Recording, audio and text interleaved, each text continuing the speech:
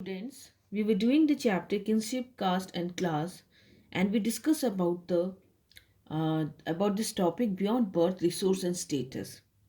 So, what we saw that when we talk about the resource, okay, it can be either the land, the cattle, the valuable goods, the jewelries, okay, and when we talk about this status, so access to these economic resources, it play a significant role in shaping or in gain position in the society. Shaping position or gain position in the society. So it meant that increase in the access to economic resources resulted into an increase in their social position. So here comes the access to property, okay, or the access to resources here. One, we will talk about the gender access to property. Another, the Varna access to property. So when we talk about the gender, you know that different genders have different right to access to property as it is laid down in the Dharam Shastra or in Dharam Sutra. So this Manusmriti, okay, it suggested that after the death of the parents, okay, you can see the property can be equally divided among the sons, but the eldest sons was it get the special share as well. And in the Manusmriti does not recognize women, okay, right in parental estate. So it is clearly suggested that women that they cannot claim a share on these resources. However, Manusmriti recognizes the right of woman on gift she received on the occasion of marriage, and that we call Stri Dhan, a woman wealth. So the husband could not have any claim on it but could have been inherited by their children. But at the same time, the Manusmriti they warn women not to hoard or to store this family property or even her valuable without the permission of her husband. So Manusmriti they also mention regarding the mean of acquiring the wealth by men and women, it declared for women. Okay, when we talk about the women, there are six means of acquiring the wealth, and when we talk about the men, there are seven means of acquiring the wealth. Okay, as for the women are concerned, you can see that they can acquire wealth, okay, as was given in front of the fire, marriage, or the bridal possessions, or as a token of affection she got from her brother, mother, or father. She could not acquire wealth through any subsequent. She could acquire wealth through any subsequent gifts. Okay, and whatever her affectionate husband might give her. And then here you can see the men, according to Manusmriti, could acquire wealth by seven means. Okay, here you can find the seven mean: inheritance, finding, purchase, conquest, investment, work, and acceptance of gift from the good people. Some wealthy and upper class women they had access to economic resources, as we read about Prabhavati Gupta. But generally, resources like land, cattle, and money they are controlled by men. Perhaps it was the reason that the women did not enjoy a high status in society as was enjoyed by their counterpart or their partner. So even in the Mahabharata, we read episode. Okay, we read an episode of Yudhishthir uh, staking Draupadi in the game of this amply clears that wife was treated as a property of her husband and she's always under his control. Now we see the Varna and their access to property. So even Varna also play important role in regulating or control access to wealth here. We saw Brahmins, okay? We saw Brahman, Kshatriya. They were placed at first and second rank, respectively under this system. The contemporary sources it revealed that the Brahmin and the Kshatriya they were the prosperous group, okay, in the society. Kings have been depicted, okay, as the most wealthy person in the contemporary literary traditions. The priests have also been generally shown as wealthy person, but there are occasional depiction of the poor Brahmins. So at one place, the Brahmins have codified their view in Dharam Shastra, whereas on the other hand, some traditions was this tradition were criticized. Other tradition also criticize this Varna system, especially we talk about the Buddhist. So some of the most renowned of these came to be developed within early Buddhism 6th century BC onwards. The Buddhists recognized, okay, so when we talk about this Buddhist, they recognized the social differences, the existence of this difference in the society, but they refused to regard these as natural or inflexible or rigid. So the Buddhists did not accept the idea of claim to the status on the basis of birth, okay? They emphasized that a person high or low status in the society was determined by his action and not by his birth. So come to the source number 13. We come to know about the Buddhist, okay, their attitude towards social differences from the story of the wealthy Shudra. Based on the Buddhist text Majjhima Nikaya in Pali. The story is a part of the dialogue, okay, between the king Avantiputra and Kachan, a disciple of the Buddha. So Avantiputra asked Kachan what he thought about Brahmins, okay, who held that they were the best caste, all other castes were low. That Brahman was a fair caste, while all other are dark. That only Brahmins were pure and non-Brahmins. You can see that Brahmins were the son of Brahma, born of his mouth, born of Brahm, formed by Brahm, and hair of this Brahma. Okay. So Kachan, he replied, what if a Shudra were wealthy? Would another Shudra, a Kshatriya or a Brahman or a Vaishya speak politely to him? So Avantiputra, he replied that if a Shudra had wealth or corn or gold or silver, he could have as his obedient servants another Shudra to get up earlier than he, okay, to go to the rest, later to carry out his order, to speak politely, or he could even have a Kshatriya or a Brahman or a Vaishya as his obedient servants. So Kachan asks, this being so, are not these 3, 4, you can see 3, 4 Varna exactly the same? So Avantiputra considered that there was no difference among the Varna on this account. Here on this account means on the basis of the wealth. So here comes an alternative social scenario also where we can find sharing of wealth. Okay. So we have been examining the situation where people either claimed or were assigned the status on the basis of their wealth. Okay.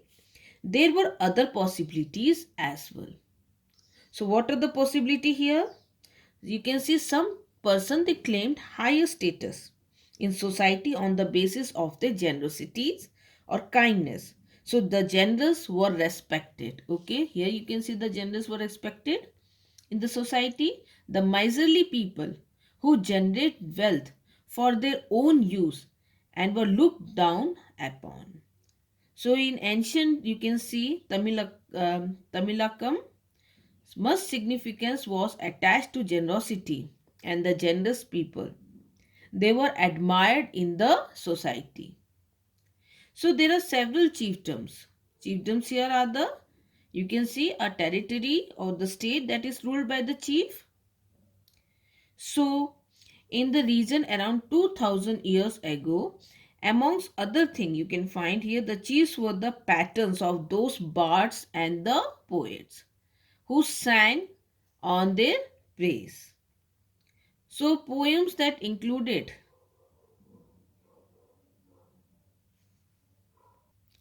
so here you can see that in Tamil Sangam anthologies often illuminate social and economic relationship. So the Sangam literature, okay, it gives a vivid descriptions of the contemporary social and economic relationship, suggesting that while there were differences between rich and poor, and those who control resources were also expected to share them.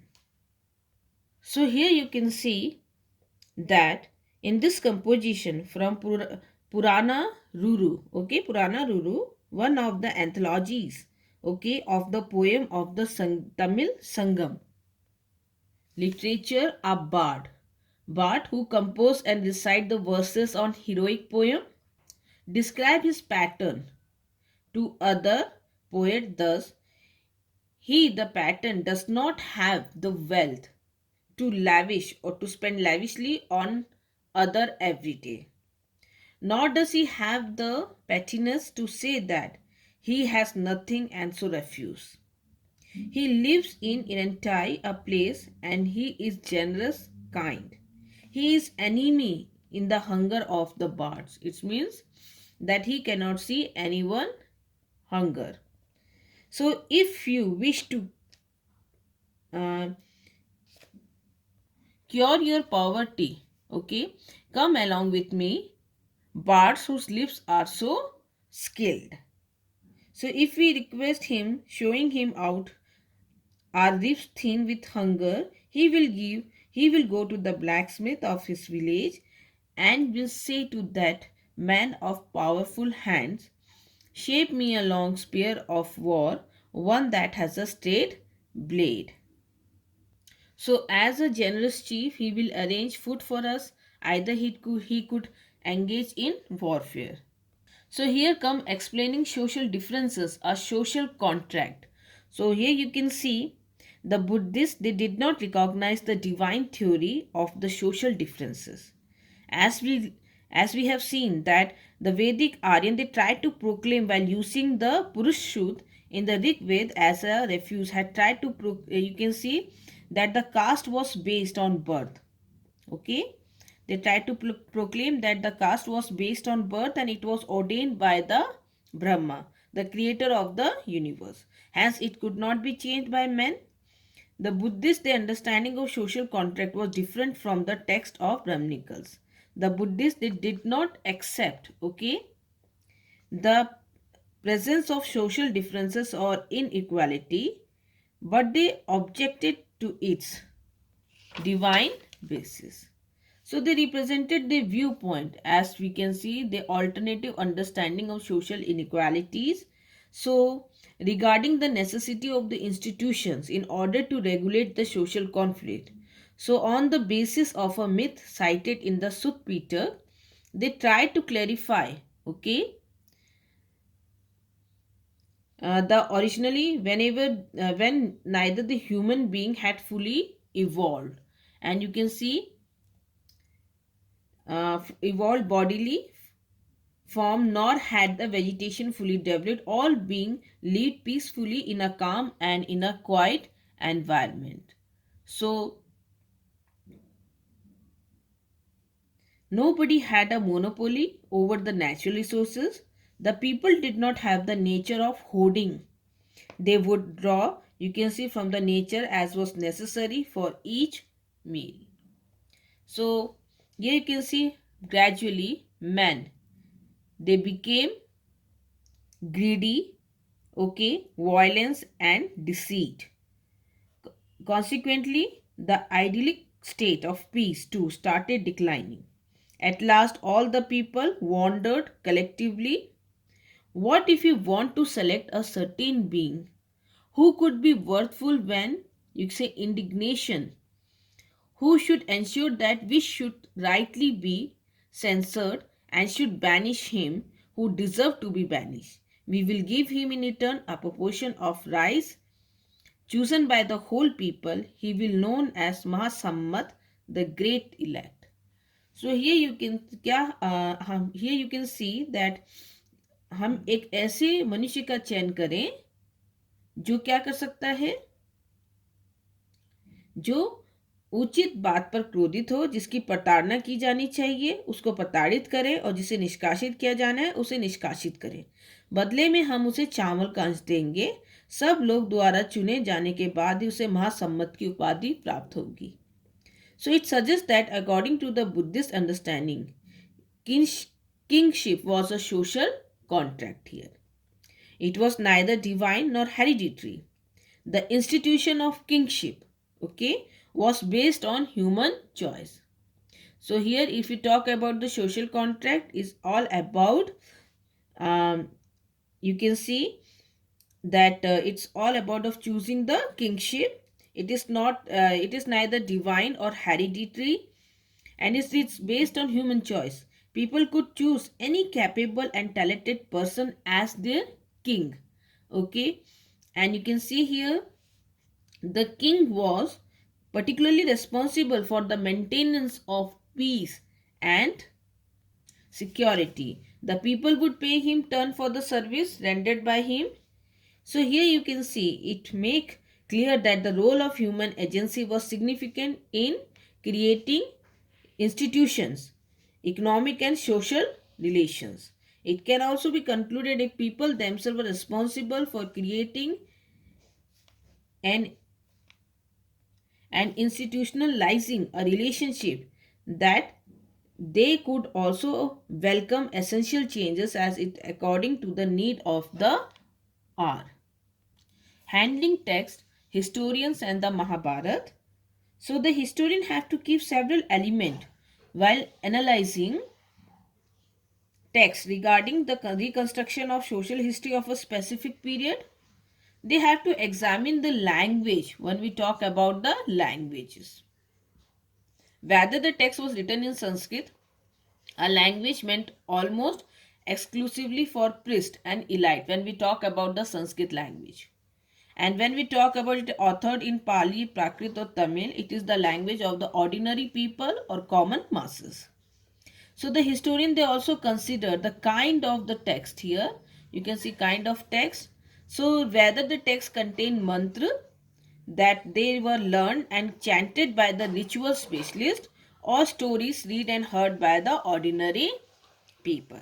So this historian, they also had to understand the perspectives and ideas of the author before arriving at any conclusion. So moreover, a historian has to carefully analyze and make sure that the possible date of the composition or compilation of the text as well as the place of its composition before arriving. Okay, so they had to come at a conclusion. Thus, keeping all these consideration in mind, the historian used the content of a text in the reconstruction of the history. Now come to the language and the content. So when we talk about this original Mahabharat, it was written in Sanskrit. However, the Sanskrit that used in the Mahabharata was not as difficult as that was used in the Veda. Okay, so or in the Prashastis. Thus, you can see historians assume that perhaps this text was widely understood. So the content of the Mahabharata, if we talk about the content, it has been classified by the historian into two broad senses. Here you can see the narrative section, okay, and another one is the didactic. So when we talk narrative section is containing the stories, and when we talk detectives, it is the sections containing prescriptions about social norm, जिसे हम उपदेशात्मक भी कहते हैं. However, it should be kept in mind that this division is by no means, okay, watertight. We should know that the didactic section includes stories and the narrative often contain a social messages.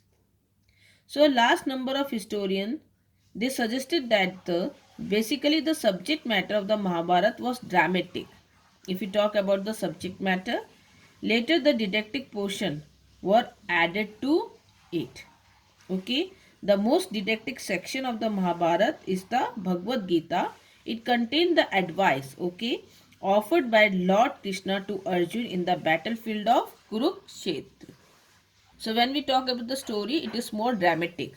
but at last they add some didactic portion in it. And when we talk about the didactic portion, जिसमें हम देखते हैं moral lessons हैं, तो वो कहाँ पर दिए गए हैं? Designed to teach someone as a moral lesson.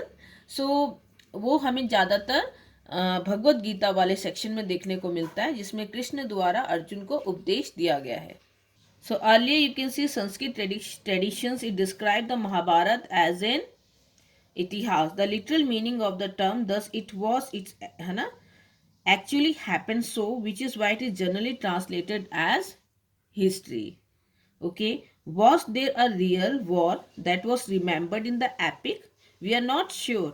Some historians think that the memory of an actual conflict amongst king folk was preserved in the narrative. Others point out that there no other corroborative evidence of the battle. Now we talk about the authors and the date. So who wrote this text? Mahabharata. This is a question to which there are several answers. According to the traditions, Vyas dictated the text to the deity Ganesh.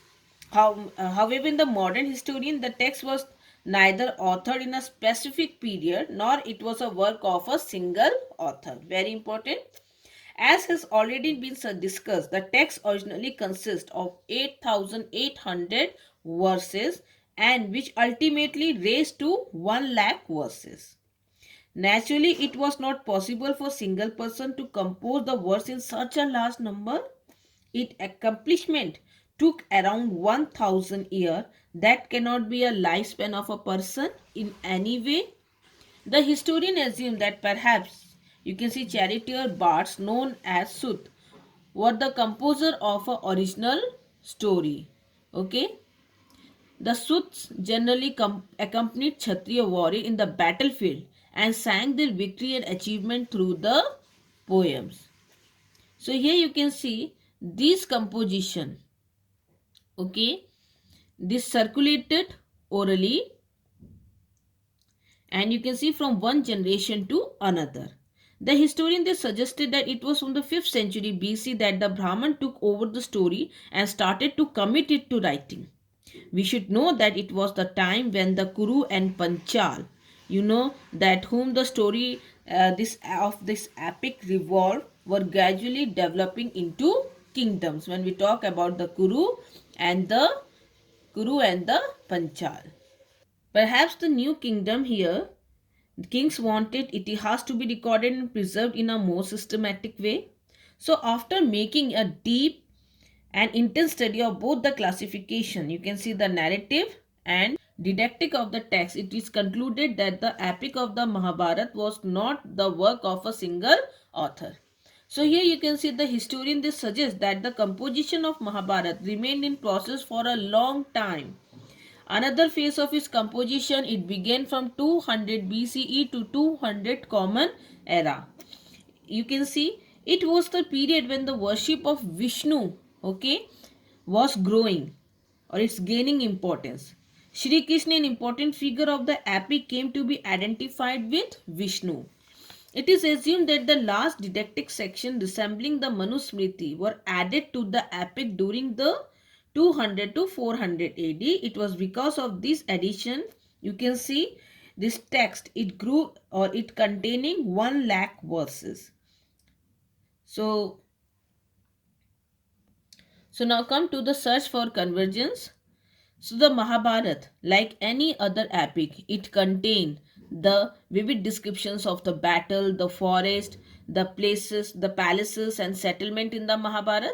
Many historians try to verify the historicity of the war of the Mahabharata by the search of convergence.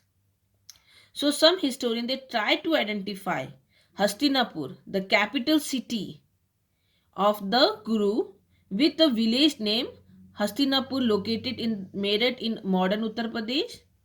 So they suggest that if we talk the location in the upper Ganga Doab, the Kuru kingdom was also situated in the same region. The present site of Hastinapur is in fact the same Hastinapur where the capital of the Kuru was situated. So here you can see this historian they try to identify Hastinapur, which is the capital city of Kuru, with a village named Hastinapur, okay, that is located in Meerut. While the similarity in the name may be coincident, its being located in the same Kuru region cannot be accepted as a mere coincidence. So in 1951-52, B.B. Lal, a well-known archaeologist, okay, he started the excavations work at a village Hastinapur in the district of Meerut. So Lal found the evidence of five occupational levels, of which the second and the third are much of significance. So you can see about the houses found from the second level, it was placed under the time frame of 12th century to 7th century BCE. B.B. Lal concluded within the limited area excavated, no definite plan of houses were obtained. First of all, the wall of the mud and the mud brick were duly encountered. The discovery of the mud plaster with prominent reed mark suggested that some of the houses had reed wall plastered over with mud. For the third phase, he noted houses of this period were built of mud brick as well as burnt brick. Soakage jars and brick drain were used for draining out refuse water, while terracotta ring well have been used both as well and drainage pit. So one of the most challenging episodes in the Mahabharata. Before that was the description of the city in the epic added after the main narrative had been composed. Okay, or was it a flight of a poetic fancy? Okay, which cannot always be verified by comparison with the kind of evidences. And now we consider the another instances. It was one of the challenging episodes of Mahabharata. Is Draupadi marriage with the Pandav as instance of polyandry? Okay, the practice or a custom where women being married to more than one man. So that is the central to the narrative. Historians suggest that the author described a polyandrous union indicate that may be prevalent among ruling elite at some points, okay, of time. So some historians note that while the practice of polyandry may have seemed unusual or even undesirable from the Brahminical point of view. So some historians they note that the practice of this polyandry may be seem unusual or even undesirable from the Brahminical points of view. It was prevalent in the Himalayan region. Others suggest that there may have been a shortage of women during the time of warfare and this led to the polyandry. So it was attributed to the situation of crisis. So some early sources they suggest that the polyandry was not the only or even most the prevalent form of marriages. So we need to remember that this creative literature they has its own narrative requirement and it not always reflect the social reality